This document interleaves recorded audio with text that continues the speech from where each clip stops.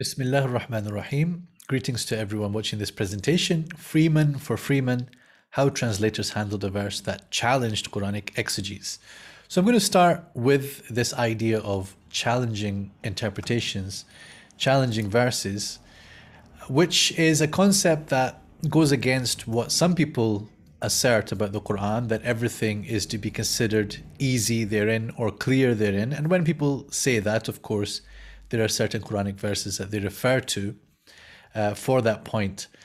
But when it comes to the actual activity of interpreting the Quran and explaining it, we have a whole genre of Quranic exegesis in which it is very natural for the exegetes and experts to describe a particular verse as being mushkil, or to even say about a particular passage like in Surah Al-Ma'idah, verse 167, they call this ashkalu ayatin fil Quran.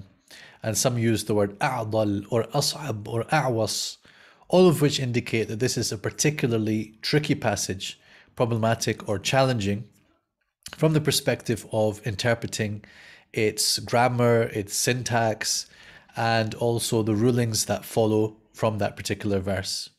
So there are all sorts of reasons why something can present this kind of difficulty or challenge. And we are going to see an example from Surah Al-Baqarah, verse 178. This is the verse of qisas. So there are several verses which refer to qisas. Typically, the word qisas is understood to mean retaliation, like for like. So it occurs here, Ya ayyuhalladhina amanu, O you who believe, كُتِبَ عَلَيْكُمُ الْقِصَاصُ فِي الْقَتْلَى. So qisas has been prescribed for you in the slain. And then this next phrase is the one that we're going to give most attention to. الْحُرُّ بِالْحُرِّ وَالْعَبْدُ بِالْعَبْدِ وَالْأُنْثَى بِالْأُنْثَى. So the free man for the free man, and we translate it that way because the female is specified later. And the enslaved person, or for shorthand to say the slave for the slave, and the female for the female. So this is the part that has presented the most difficulty in terms of interpretation. So let's look first at a translation which I'm calling a typical one. So here, however, the word qisas has not been translated but left as it is in the translation of Mufti Taqi Usmani. He is, a contemporary jurist. O you who believe, qisas has been prescribed for you in the case of murdered people. The free man, brackets, will be killed for the free man, the slave for the slave, and the female for the female. So crucially, this bracket will be killed is inserted, but that is in accordance with how it is broadly understood. However, if one is somewhat forgiven by his brother, the recourse of the latter is to pursue the former for blood money, again in brackets. So it's generally understood that this part of the verse starts to speak about alternatives to direct retaliation, which is life for life, with fairness, and the obligation of the former is to pay it to the latter in a nice way. That is a relief from your Lord and a mercy, so whoever transgresses after all that will have a painful punishment. So this is broadly how the verse is understood in the interpretive tradition, but there is a lot of discussion around how to process and understand and apply this part which is in bold, because one would typically understand that a free man who is guilty of killing will be killed for the free man that he has killed, the victim. So when we say life for life, the for in the Arabic, it is the particle ba, al-hurru bil-hurri, is either for exchange, so life for life, or in the expression an eye for an eye, which is also a Quranic expression, or it is a ba which denotes cause or retribution, one because of the other. The issue that arises is the implied exclusivity. So if it's the case that free man is killed for free man, slave is killed for slave, and female is killed for female, what if one of these categories kills someone in the other category? What if a man kills a woman? Is he killed in a punishment for that, as retaliation for that? What if a slave kills a free man or a free woman? What would be the ruling that applies to the slave? So here, there's a range of understandings about how this verse should be implemented, and therefore how to understand the way that the verse is actually worded.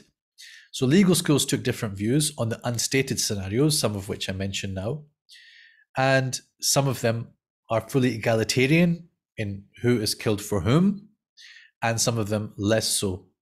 But there's a notable disconnect between what they understand the verse, and I'm saying this with caution, what they think that the verse should mean and what its words appear to say. So that is the source of what I'm calling the ishkal, or the challenge presented by the verse, and therefore to translators as well.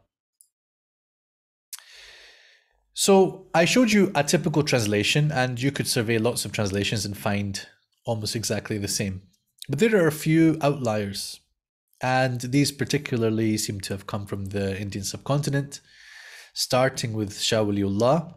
Shah Waliullah is translating into Persian, but in terms of what the meaning brings out, it is to say the free man is equivalent to any other free man, the slave is equivalent to any other slave, and the woman is equivalent to any other woman.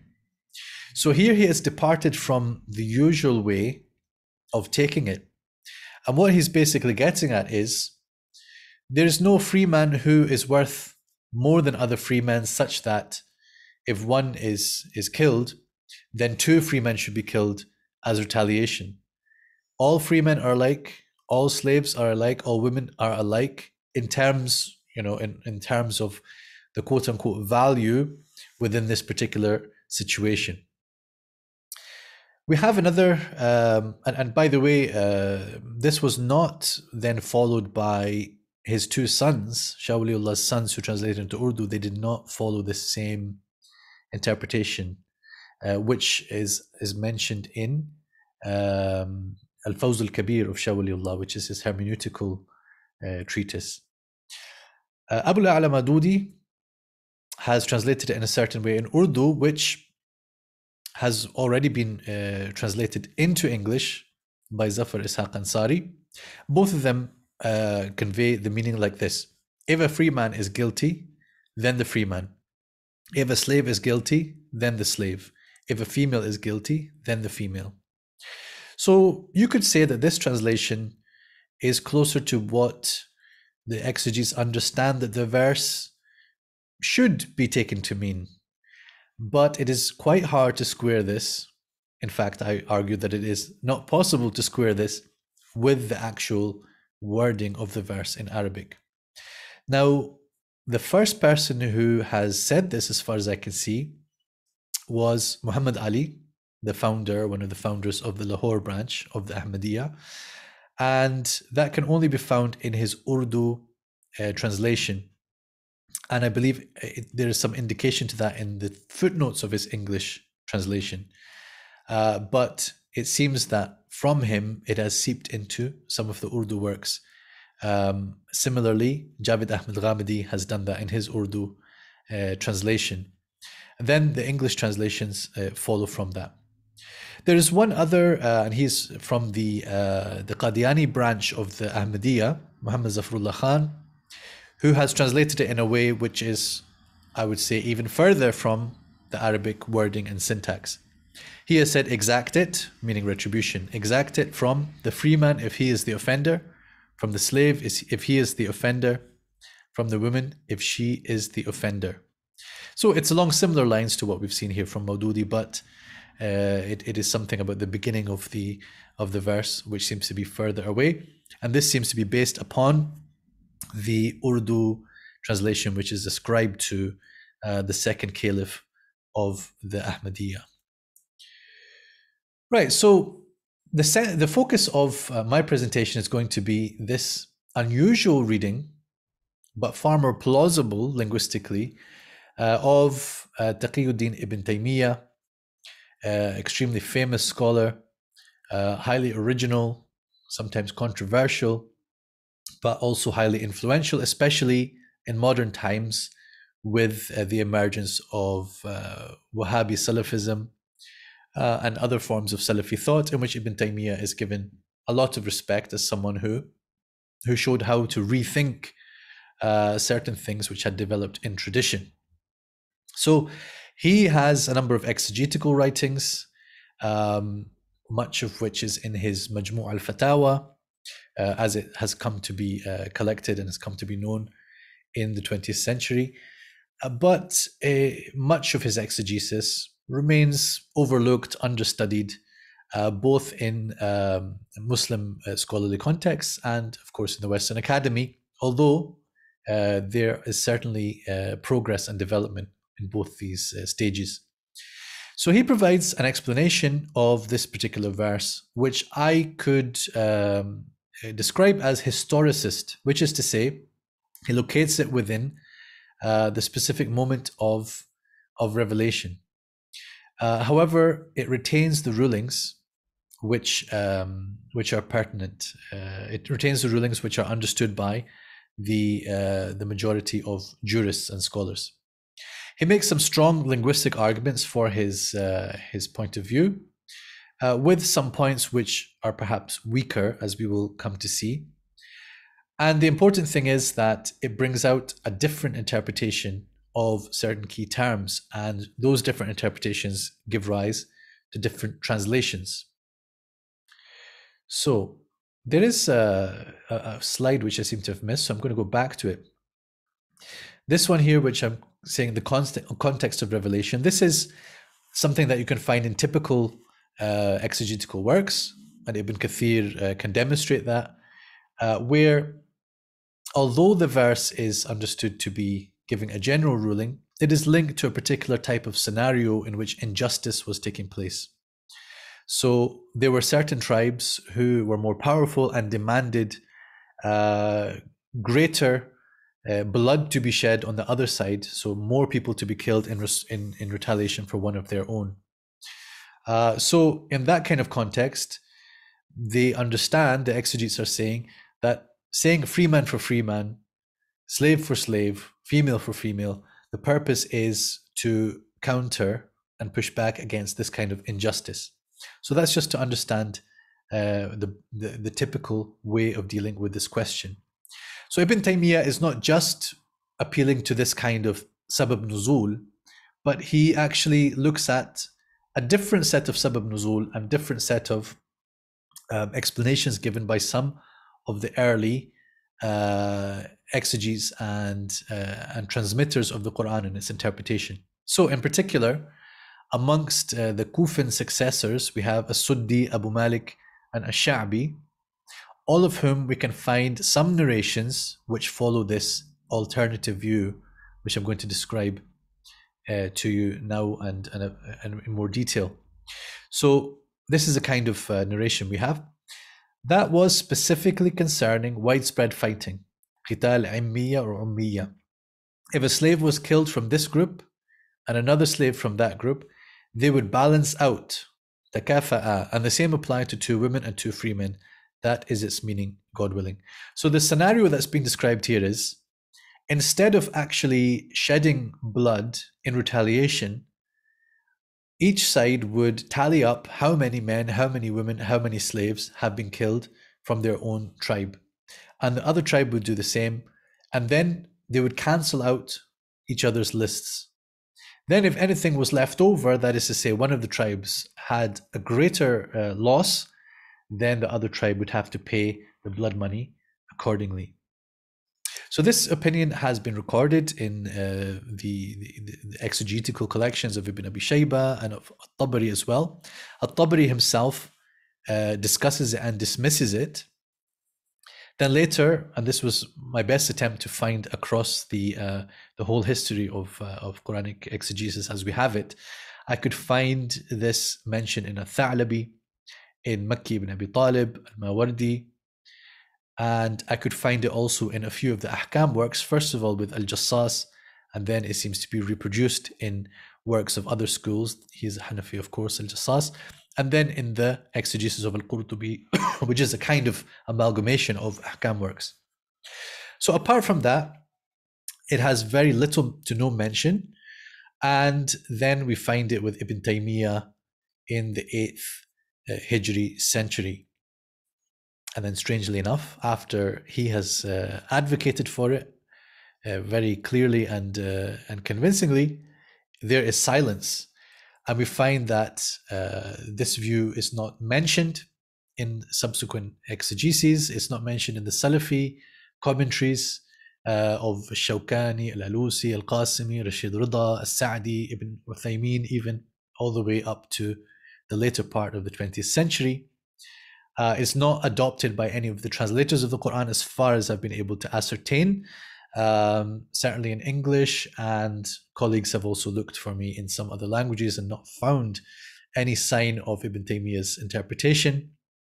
And that is again surprising when we consider that some of those translators look very favorably upon Ibn Taymiyyah and would give his view a lot of weight. So this is how the translation might go if we were to translate according to this view. O you who believe, equitable resolution, so this is how qisas is being understood, has been prescribed for you as regards the slain. The free man is offset by the free man. So that's the bracket that we're supplying instead of is killed for. The free man is offset by the free man, the slave by the slave, and the female by the female. Then if one has surplus over his brother, so this is the part that would most show up if any translator were to adopt Ibn Taymiyyah's view. It is the meaning of عُفِيَ لَهُ مِنْ أَخِيهِ شَيْءٌ. Then if one has surplus over his brother, and here that means the counterpart who is counting on behalf of the other tribe, then the total bloodwit is to be pursued reasonably and it is to be paid properly. All that is a relief from your Lord and a mercy. So whoever of the two groups transgresses after that, and this is understood therefore by leveling further demands against the other tribe, will have a painful punishment. So just quickly, we will look here at the phrase by phrase comparison. How is it understood by the two sides, that is to say, by the majority, and how is it looked at by Ibn Taymiyyah, drawing from those Kufan successors? So Kutiba alaykum raises a question. How is it prescribed? How is it written on the whole community? In Ibn Taymiyyah's view, straightforwardly, it is an immediate communal obligation to fulfill this checking off process. Al-Qisas typically is understood as retaliation. The word qassa, to cut, because retaliation cuts disputation. It also denotes like for like. Al-Qisas also in its denotations is following up and equity. So that's the sense that is more leaned on by Ibn Taymiyyah. It is following up with equity. Fil qatla is an interesting one. In the majority view, it has to be understood as due to the slaying of the slain. So there's a kind of implication that has to be postulated here. Whereas in Ibn Taymiyyah's view, it's more straightforward concerning the slain, that is, those who have already been killed. So this ruling is applying now to people who were already killed, rather than people who will be murdered in the future individually. Then the pivotal phrase that we discussed, the typical view is the life of the guilty party is taken for that of the victim. But then it raises the question, why these pairs and what of other cases which are not stated by the ayah? In Ibn Taymiyyah's view, these are equivalents in bloodwit. So there is a difference then between the bloodwit due for a free man versus a free woman versus an enslaved person. This is not a completely egalitarian view by any means, but that pertains to bloodwit. And then the question is, what about retaliation when that occurs? He says that those are derived by the implication of this verse, and that is also derived from external evidences separate from this verse. فَمَنْ عُفِيَ لَهُ مِنْ أَخِيهِ شَيْءٌ.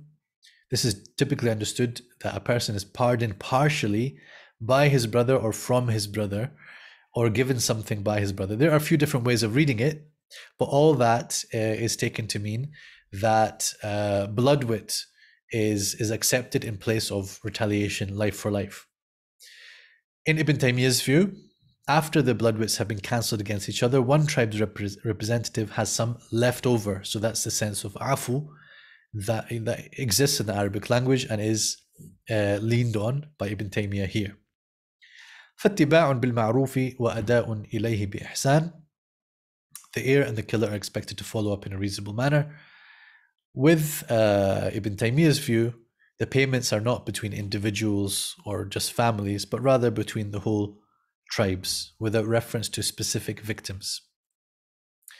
ذلك تخفيف من ربكم ورحمة, lightening in the majority view is permission to pardon and to be pardoned. While Ibn Taymiyyah sees this as referring to the whole process, is a lightening from God, because it cancels further bloodletting. And that ties very nicely with the next verse, which says that there is life for you in qisas. So in Ibn Taymiyyah's view, that happens in a very real way. We will not be shedding blood today. We will be cancelling out and accepting blood wits because of how widespread the killing has been between these two tribes. فَمَنْ اعْتَدَى بَعْدَ ذَلك, further killing or refusal to pay is a violation, or that there should be no further demands from one tribe upon the other, and no more warfare of this kind between the tribes. So importantly, and this is just to conclude, to decide whether one sees his view as stronger than the other would depend on a whole range of factors for tarjih, or as exegetes would call it, preference and preponderance given to one view over the other. One of those things would be the structural context in the surah. So if we understand that this verse came at the beginning of the passage in Al-Baqarah, giving a number of rules for the new community which is established in Medina, then we can add that as a factor on top of Ibn Taymiyyah's arguments to say it was as if a line had to be drawn between under the bloodshed of the past, between the likes of the Aus and the Khazraj, who are now being bound together as brothers. Historical context, the question, was the scenario described here implemented? There are some narrations that say that it was. The immediate passage context, I mentioned to you how the next verse talks about there being life in qisas. And yes, there can be different ways of taking that. Does this alternative provided by Ibn Taymiyyah solve any problems? Arguably, yes. Does it create any problems? That is a point that deserves further discussion. Does this view violate the consensus of the exegetes? This is a question also that would be of concern to many involved normatively in the field of tafsir. All of these things and more I have discussed in a paper which is coming out soon. It should be in February or March 2022. It's called Fights and Flights: 2 Underrated Alternatives to Dominant Readings in Tafsir. And in the first half of the paper, I've discussed this case study. And I thank you for your attention. And I'll end here.